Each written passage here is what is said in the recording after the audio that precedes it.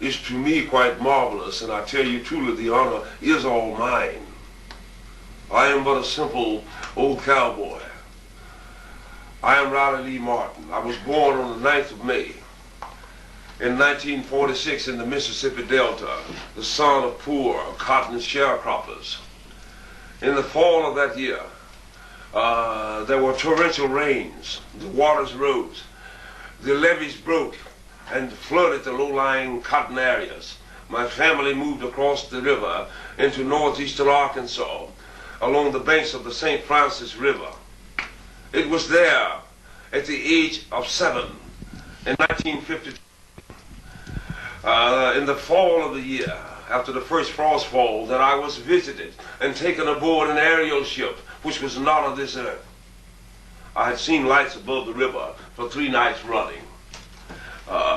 Configuration of lights would come as if from the North Star, and there would be 4 in number. 3 smaller ones revolving around a center one, which was more luminous. And the 3 smaller ones would come barrel rolling over the farmhouse, illuminating my room and things of this nature in the wee hours of the morning. I tried to awaken my brothers who slept in the same room with me, several of them, and could not awaken them. For 3 nights running, on the 3rd night, I committed the unpardonable. I tried to wake my mom and dad to see these lights, for they had now fixed themselves near their home out over the river banks. I could not awaken my mom and dad. So on that 3rd night, I decided that, I thought I heard someone calling me. So I went out, put my little overalls on and went out in my coat and took my dog Brown Boy down to the river to investigate these lights. In my mind's eye, because we had what they call trot lines in the river. This is a line with a lot of hooks on it. You've been around water, you probably know what I'm talking about.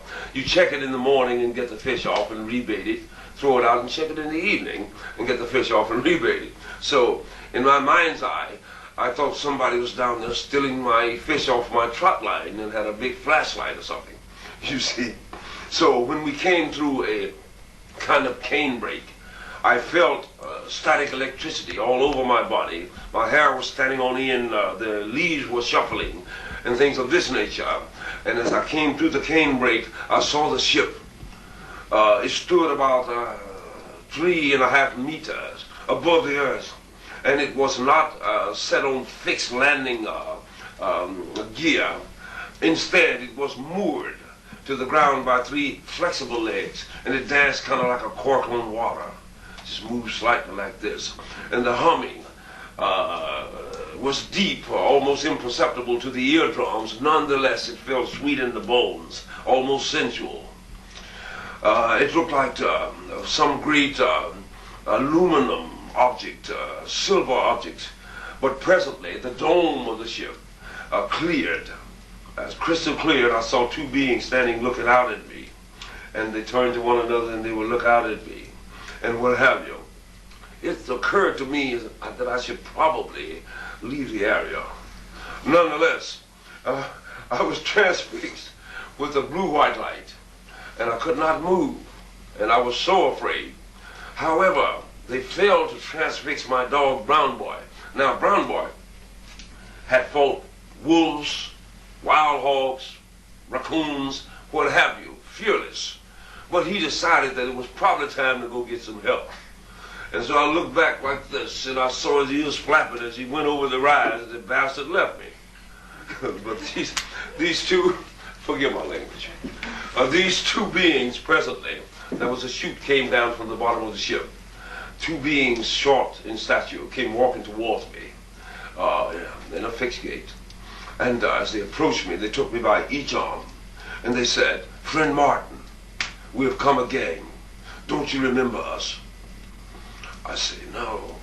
He said, "Don't you remember there near the Tigris and Euphrates in the Nile River Valley, when your ancestors and ye did raise the Pyram in the Valley of Giza?"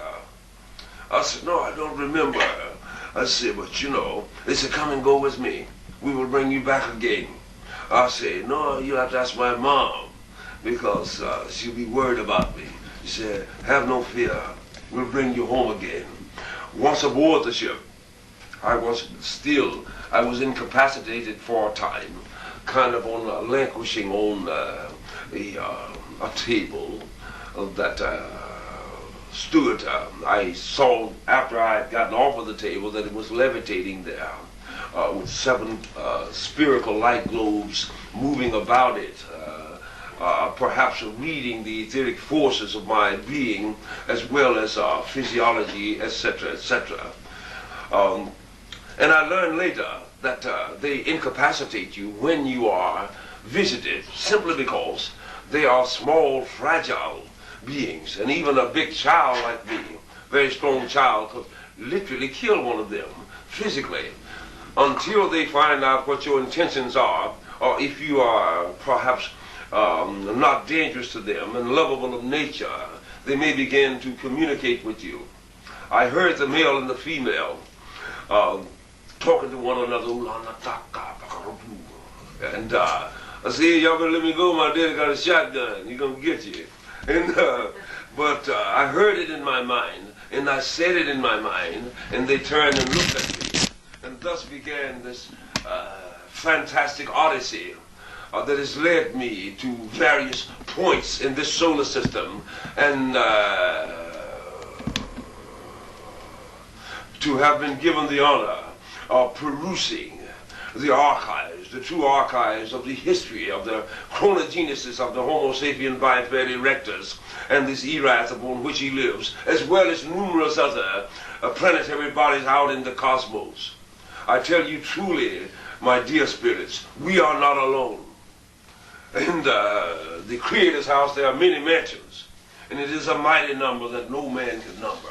So don't think that we are the only ones languishing in the ether, controlling nothing. We can hardly even stand our neighbors, let alone to lay claim to all of the galaxies. You understand? I looked back and I saw the curvature of the planet, the Florida Peninsula, the Great Lakes, and I saw light moving across the darkness, the coming of dawn. And then I heard something say, I said, what was that? He said, fear not, friend Martin, that was your Luna. And the moon was going away like he kicked a basketball, you know. I said, man, they booking. All right. He said, friend Martin, look before you. He said, what do you see? I said, it looks purple. He said, look to your factors. We now reached the Stargate. Woo! And presently we came barrel rolling out to a scenario that was spinning around, and I saw these great crystallized ice blocks and things of this nature. And out to my left, the planet Saturn proper.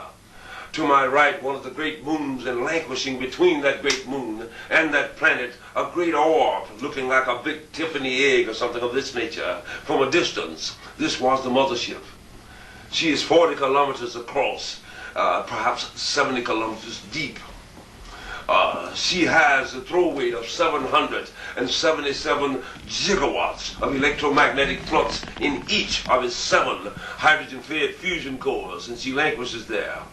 It stands between the planet and the moons because at a certain point between that moon and that planet, gravitational forces tend to nullify themselves. Thus, she doesn't have to work as hard to maintain gravitational equilibrium. You see what I mean? And of course, there were ships within the rings, mining the rings, from without the planets, the rings of Saturn, and its 23 moons. Some astrophysicists and astronomers have long believed that Saturn had 19 moons. Some have theorized that it must have at least 21. In actuality, there are 23 moons. Why is the mothership stationed near Saturn for the last 42,000 years? Because upon the moons, all the satellite moons around Saturn, the ice rings in Saturn proper, rest all of the metallurgic compostures, gases, precious emeralds, carbon compostures, and things of this nature necessary to be mined or gathered or harvested in order to maintain the great ecosystem of such a megalithic beast as the great mothership. The typical Biavian male is about 4 feet in height. He will weigh about 35 kilos or 80 pounds, 85 pounds. The cranial structure is a bit large in proportion with the body. The eyes are overly large, almond-shaped. The nose somewhat flat to the profile. The mouth small, baby-like teeth. No discernible ears, though holes where ears should be. The upper torso is well formed. Nonetheless, the arms are somewhat elongated, the fingertips stretching almost to the knees. The hip structure is strong, but the legs are somewhat spindly and the feet flat, reminding one of, narrow duck's feet or something like that. You see them trucking down through there, man, they be getting it, and they look funny to me. Well, they are quite marvelous beings. The throwaway of that technology, I was told one time, could easily render a planetary spear to fissional dust. Nonetheless, he told me, friend Martin, I have at my fingertips the ability, the accoutrements to render a living spear, nay, a score of living spears to fissional dust. But I tell you truly, not even we, the Elohim, can take life. Better that I treat you with love today, lest you float in the ether for the next billion millennias to crawl from some Jurassic Sea pit and come after me again. You see, life is eternal. There are 7 intelligent species sharing a common mothership.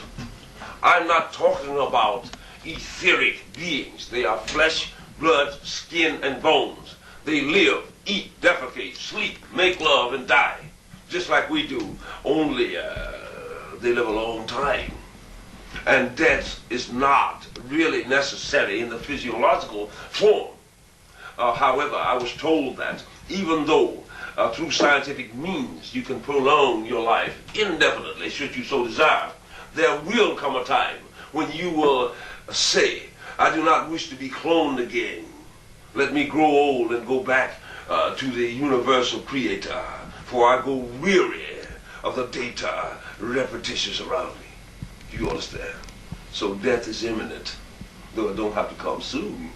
You see what I mean? There are 7 different species. These are the Biavians, the one I have described.